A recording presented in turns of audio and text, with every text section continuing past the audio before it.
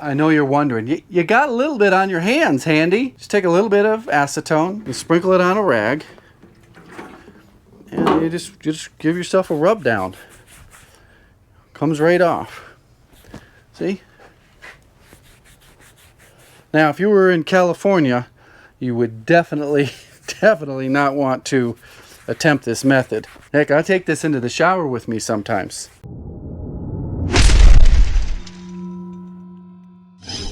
Welcome back, everybody. Today, we're putting the top coat on this cabinet over here.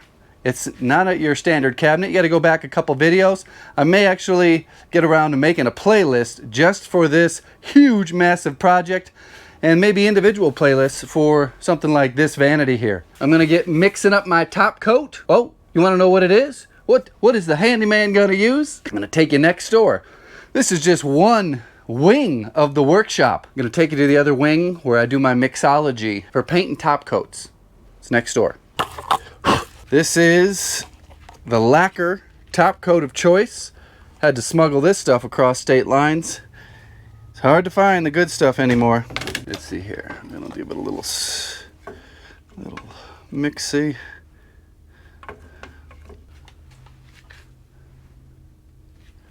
Got a filter. Down in the description you'll find a link to all these spray guns. They're all the same. I've got one for clear, I've got one for white, and I got one for dark. These are paint. This is clear top coats.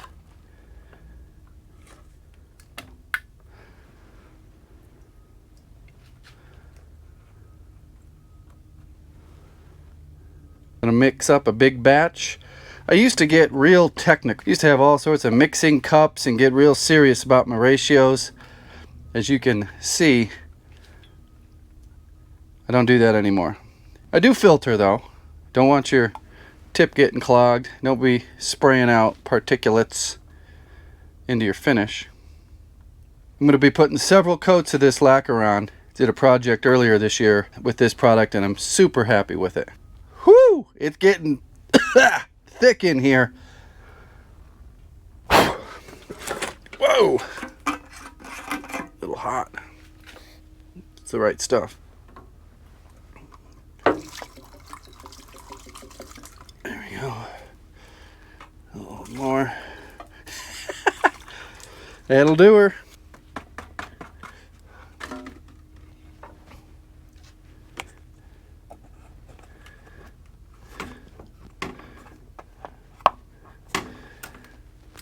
Let's give it a good shake, good swirl for a little bit, and it'll be ready to go.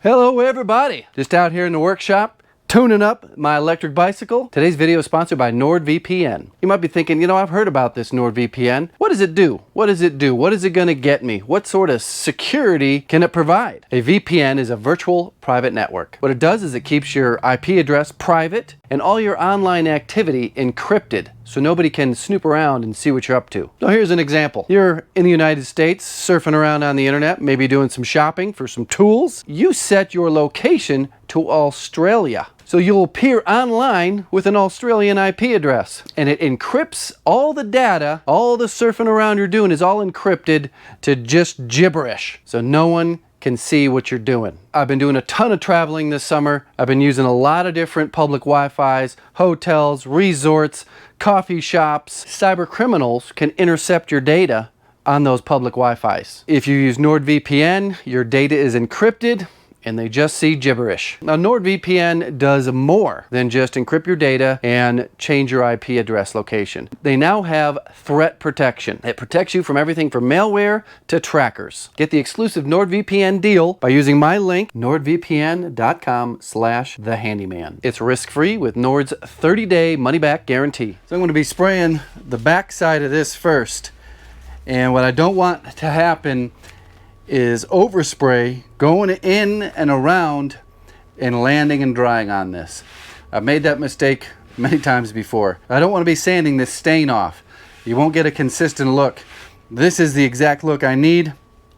So I'll be masking it off, painting the back, staining, sealing up the back, and then I'll move on to doing a top coat on the front. I will not worry about masking off the back. I'm going to have to do the same thing on that door.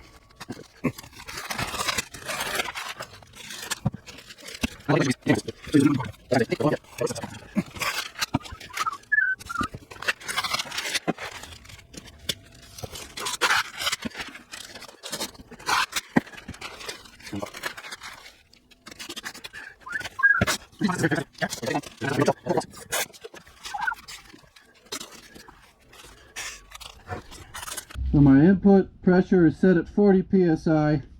I can adjust it if I want to, but I also have the output at the air compressor dialed down too. So like I said, this is the back side. It's not really going to be seeing the light of day unless you open this thing up and stick your head in here with a flashlight. But I wanted to get a nice sealer coat on here before I did the front side.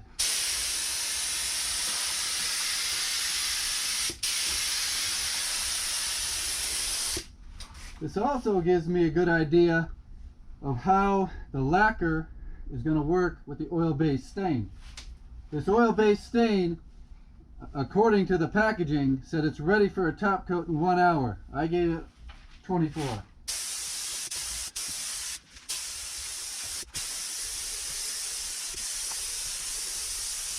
Darken things up a little bit. This should be dry in 3 minutes. And I'll put one more coat on, let it dry for 10, and then we'll flip around and do the other side. Coat number 2 on the back side.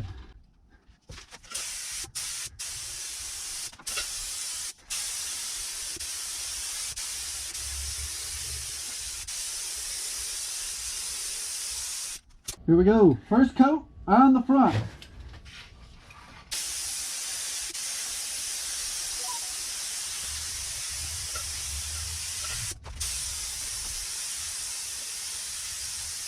So the first coat, pretty much dry. What that does is it raises the grain and makes it feel a little rough. But I'm not going to sand it yet. I want to make sure that I stay in the lacquer and not getting into the stain. Now this is how I tested it on the back side and it worked out perfect. So I'm going to put one more coat on, let it dry, hit it with 220, and then a final coat. And that's it. Back side looks pretty darn good. Hopefully the front side turns out as good as the back side.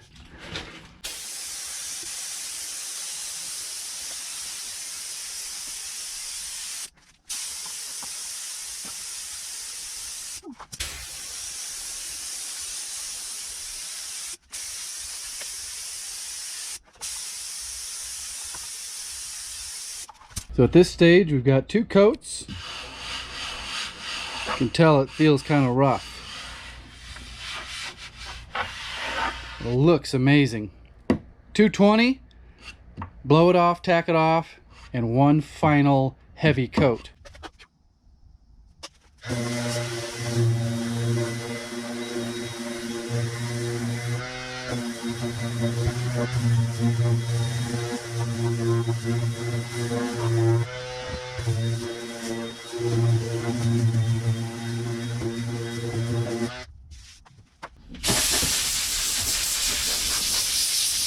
I only have this set to 40 psi, so I don't get too much blast action. It's clearing out all the grain.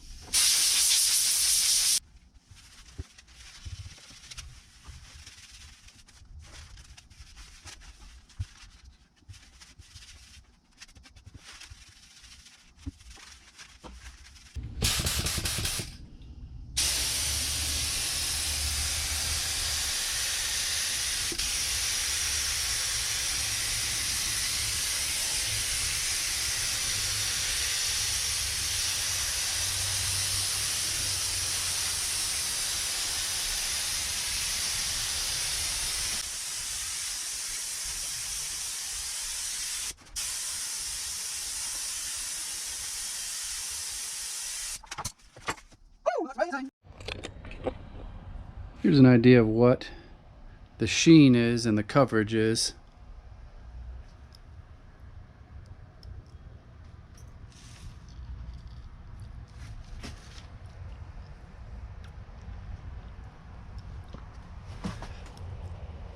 I like seeing that line through there in the different grain colors.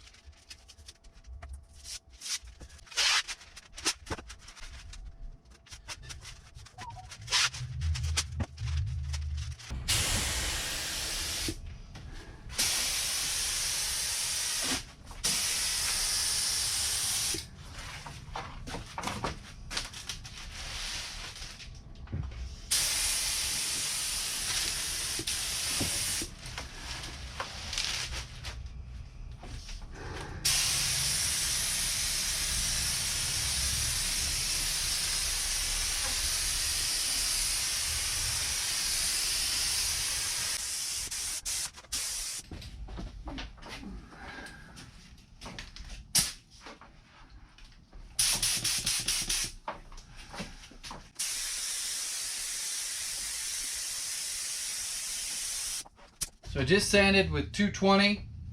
Thought I hit the record button, but didn't. Something that happens when you're making YouTube videos every day. It was a very light sanding. I did some hand sanding and around here, and now it's nice and smooth. You're not getting into the meat of the wood. You're not sanding into the stain.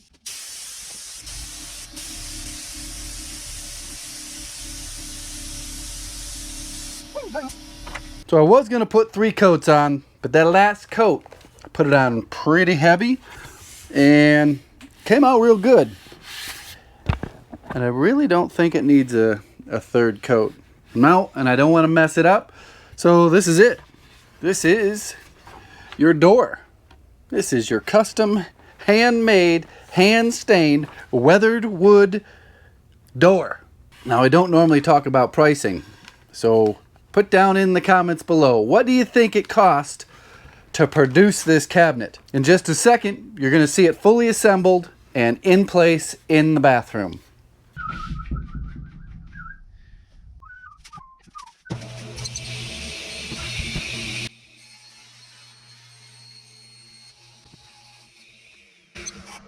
So I almost cut this part out, making this whole toe kick thing. I skipped quite a bit of it. It's basically ready to be finished.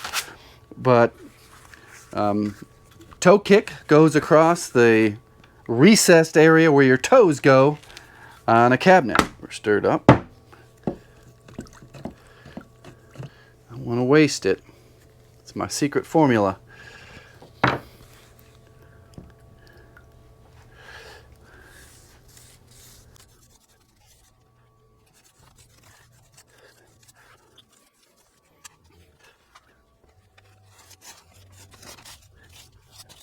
This one isn't very visible, but still want to make sure I get an even coat, even an even wipe.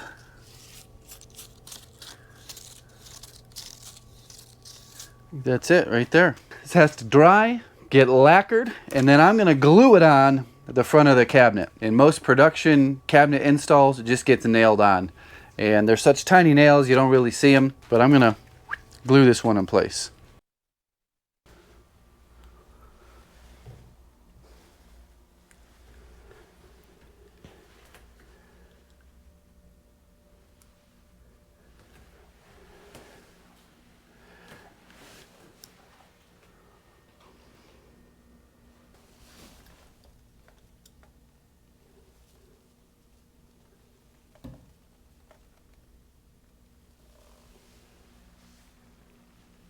Needs a countertop.